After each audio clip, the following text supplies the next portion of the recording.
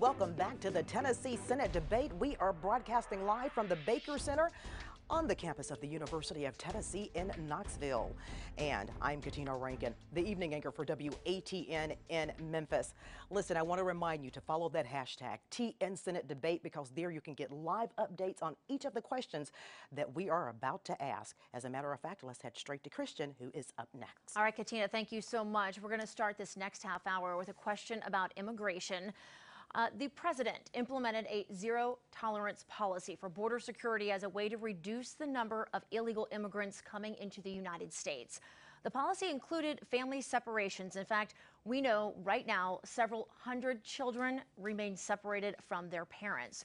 So do you believe this was an effective tool to discourage illegal immigrants from coming into the United States? Governor, we begin with you. Sure.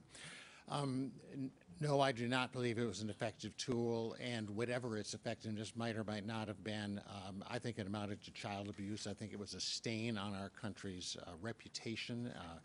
It's the sort of thing that's going to be studied in future years by school students as an inappropriate period of American history. I hope we can reunite those children as rapidly as possible.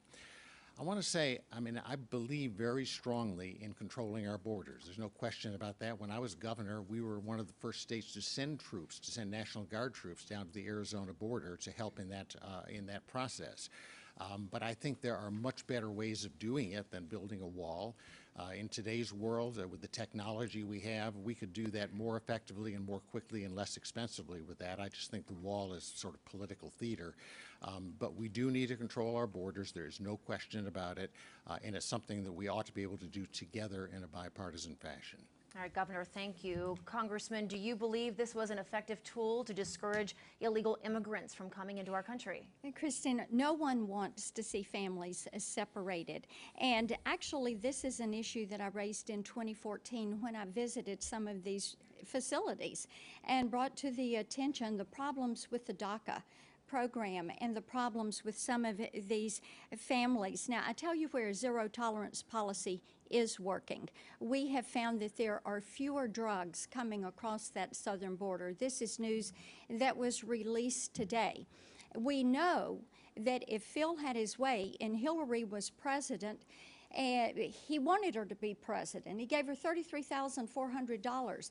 And the Democrats have advocated for open borders, for abolishing ICE. We need to secure that border. He thinks that building the wall is political theater. Let me tell you something. Tennesseans want to see that wall built, because open border policies have made every town a border town and every state a border state. Certainly in Tennessee, we see.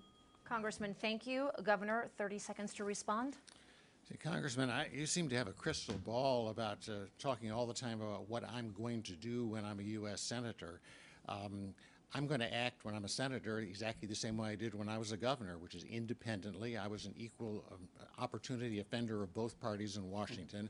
I think we need some of that independence and just looking at issues individually and trying to decide what the best solution is, and stop with all this ideological stuff and trying to set people against each other on these kinds of issues. It's time to get beyond that in this country, and immigration is a perfect example. Governor, thank you. Congressman, response?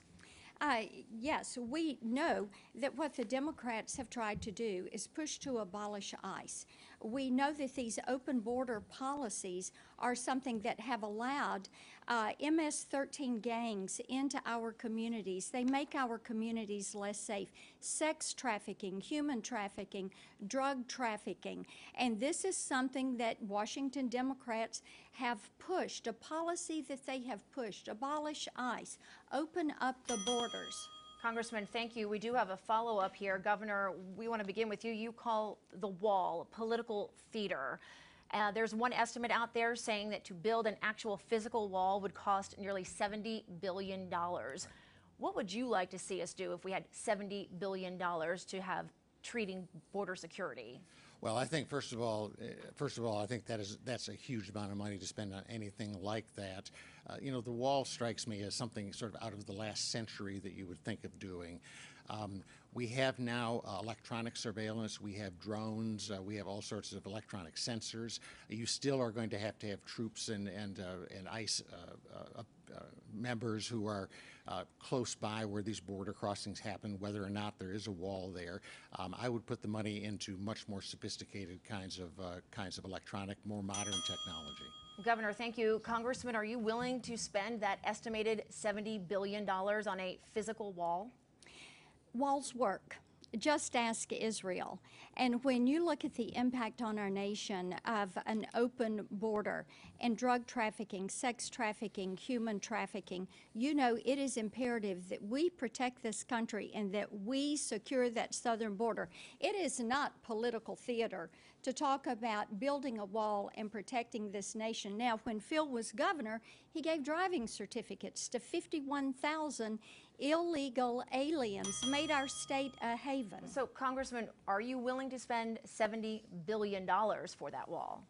If the wall ends up costing $70 billion, what Tennesseans say is build the wall and secure our country because of the impact. Let me give you a great example of this. I was visiting with an angel mom, Congressman, Cindy. I'm sorry, you're out of time. We need to go ahead and move on. Okay. Richard? All right, this next question is about the man both of you want to replace in the U.S. Senate, Bob Corker. I want to ask you to grade Bob Corker on his performance in the last 12 years as senator. Here's a look at our scale. It's a pretty obvious one. A is excellent, B above average, C average, D below average, F failure. We'll let you each elaborate, but we want to get your grade first. Congressman Blackburn, what grade would you give Senator Corker? I would give Senator Corker an A. Okay, and Governor Bredesen, what grade would you give? Actually, I'd give him an A too. He's a different party. I'd give him an A though. All right, Congressman, back to you. Explain why you would give Senator Corker the grade you did. I have enjoyed working with Senator Corker on different issues. One of those that we are working on this week is the issue of sex trafficking and human trafficking, and I'll be working with him on this issue Friday in Memphis. This is something that has so affected our communities and our states. Indeed, the TBI conducted the largest sex trafficking sting that has been conducted. 22 people arrested in that sting. This is something that so affects our young women. And when you hear the stories of how these traffickers prey on children that are in foster care, this is absolutely heartbreaking. And I know that Senator Corker has worked hard on this issue. I appreciate that he has been diligent on this issue. I also know that it... Okay, Governor Bredesen, you also gave the senator an A. Why did you give that score? Yeah, I'd say, I mean, the senator is obviously of a different party, and there are certainly issues on which we have a different take. What I admired about him in the job was he was somebody who did his homework. I mean, a lot of senators go out and party in the evening and have lobbyists take them to dinner. And Bob Corker was somebody who always, I think, kind of went back and sat down and tried to figure out the answers to things and became expert. So I always thought his views on things, whether or not I agreed with every one of them, were really thoughtful and well thought out, and that he provided a useful perspective. I had a lot of interaction with him during the time I was governor on economic development kinds of issues. When we were working at recruiting Volkswagen, for example, to come to the state, he was enormously helpful in that, and really played a huge role in doing that. It's something that I feel like I know a lot about and would very much like to do as a senator myself with Senator Alexander and whoever is governor, because that effectiveness of having people from both parties working together really works. Congressman Blackburn, you gave that grade of an A despite criticism of the president, I should say, that the senator has engaged in that you likely would disagree with, including on the issue of tariffs. And many felt that he gave less than a full endorsement of you.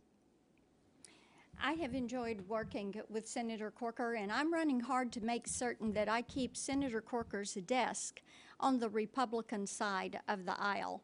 I think that that is important to do, and Senator Alexander tells a great story about making certain that that desk that he and Senator Frist have sat in stays on the Republican side of the aisle. We don't want it to go over there with the Washington Democrats. And of course, that is where it would go. Phil would pick that desk up, and it would be somewhere between Bernie Sanders and Elizabeth Warren. All right. Well, Governor Barson, for you, after the primary, Senator Corker said of you, he is a friend, he was a very good mayor, very good governor, and very good business person. That comment drew a lot of attention at the time, and some might think that your good grade is just payback for him not campaigning against you all that hard. No, I think I would have said the same thing before. I've known him for a long time. As I say, I don't agree on every single issue with him. I think he was a good senator for our state. I think that he's, especially in the area of foreign relations, where he has studied so hard and became so important, has performed a real service for the country. And that would be my grade. All right. Thank you, Senator. Bob? Thank you, Richard. Candidate, as you well know, our country is very divided politically. Some call it tribal, two sides, no middle.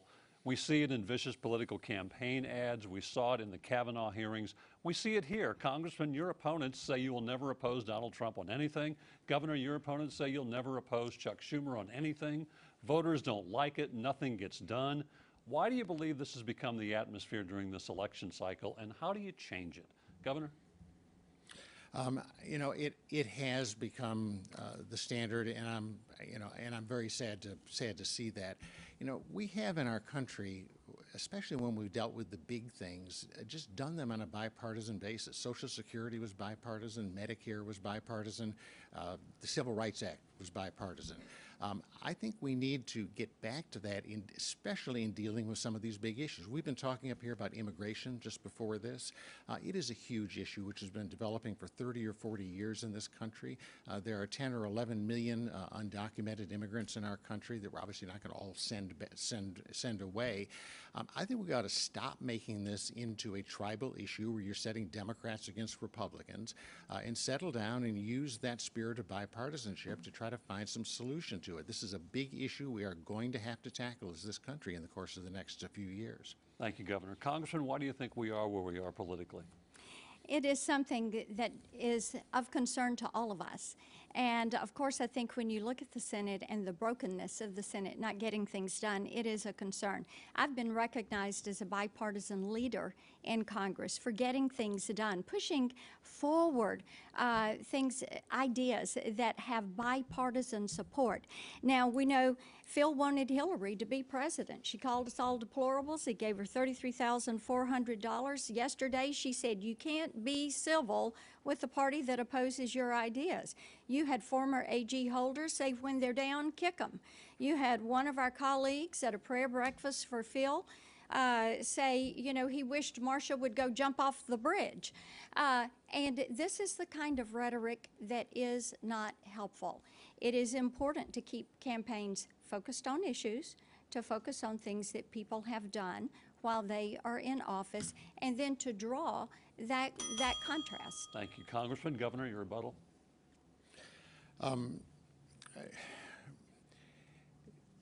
The way in which we're going to find some way beyond this tribalism, I think, is going to be to find at least a few issues to start working on together where there's some possibility of finding common ground.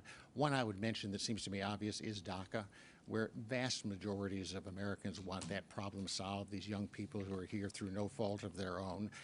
I'd love to see both parties get out of this business of trying to attach things to that and make it into a tribal issue. Thank you, Governor. Congressman?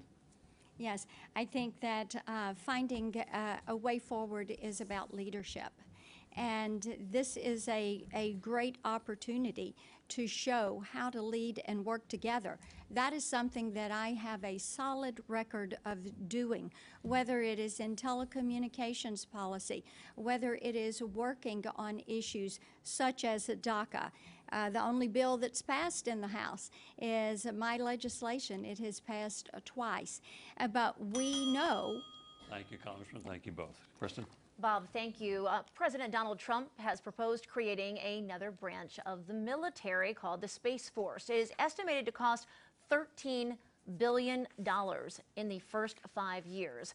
Congressman, do you support spending the money on this? Establishing Space Force is something whose time has come. When you look at the utilization of all of the new technologies that are out there, you look at Fort Campbell, which is here in our state, and how they have been a leader in this component. You look at our National Guard unit, that is the 118th, that is in Nashville, that has a cyber and intel unit. And absolutely, this is something where we have the opportunity to bring part of this to our state. I mean, you know, part of it's going to be in Texas. We've got the opportunity to bring some of it here, and we should. When you talk about 21st century warfare and you talk to our men and women in uniform at Fort Campbell, they will tell you so much of our fighting will be done in the virtual space. The utilization of drones. Congressman, thank you. Governor, do you support spending this kind of money on a Space Force? Let me say, so I'll certainly answer that, but let me say, first of all, just how important I think a strong military really is to our country. We have played a major role in our world ever since World War II in a host of areas, which is supported in large part by the sort of enormous success and strength of our military, and I want to do anything I possibly can to help support that. I would want to know a lot more about the Space Force before I signed on to that idea, and in particular what it does that the Air Force would not be an appropriate place to do. Anytime you start another branch of the service like that, there's going to be a whole array of overhead and other stuff that goes with it. The possibilities of less coordination. I certainly wouldn't want the Space Force fighting with the Air Force about who gets resources to do various kinds of things. So I've got an open mind, but I sure want to know a lot more about it before I signed on to it. Governor, thank you. Congressman, 30-second rebuttal.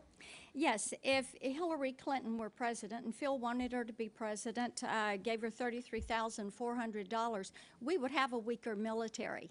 And under the Obama administration, what you had was cutting the troops, cutting their funding, putting the cash on pallets, sending it to people that do not wish us well, and just taking money out of the military that they needed to go do their mission. And that's what you would have had. Congressman, thank you. Governor, your response? Well, let's just say I'm not really proposing or running a campaign based on putting cash on pallets and sending it off to our enemies. I actually think this is a serious subject, our military strength, and I'm very open to the idea of changing things, but I want to do it very carefully. We have a successful military. It is the strongest in the world. Let's not mess around until we know what we're doing.